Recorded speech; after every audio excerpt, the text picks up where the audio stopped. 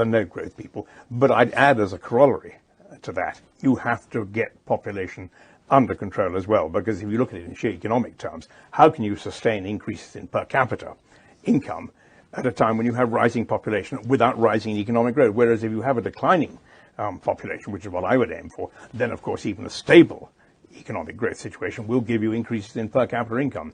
So that's where I stand on that. Do you have a sense of what the carrying capacity of Britain is, or of the world as a whole? Or? Well, Britain, I put it at 10 or 15 million. I think that'd be absolutely fine. I mean, that would do us really splendidly. At a limit, 2025, I think it's complete nonsense that we are now confronted with an island, would you believe it, of 70 million people. I wrote a paper, I think it's the only paper the Conservative Party has ever published, and it was published as an old Queen Street paper in June 1972, oddly enough. And it was called Britain Needs a Population Policy. And you could still argue that today, I mean, right now? I certainly could.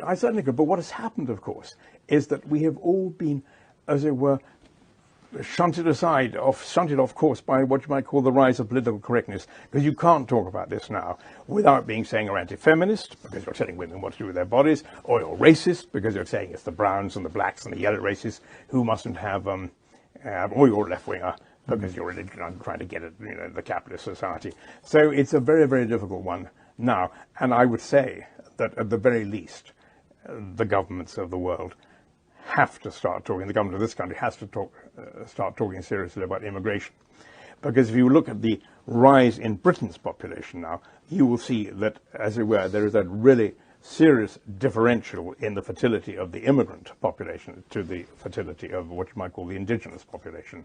So anyway, but this is very political stuff, not one for Guardian readers. Gas explosion tears through Russian bioweapons lab containing smallpox, Ebola and HIV virus, sparking major emergency. That is absolutely wonderful, because as an environmentalist, I say to myself, the best possible news would be some mega emergency which got rid of huge chunks of the human race.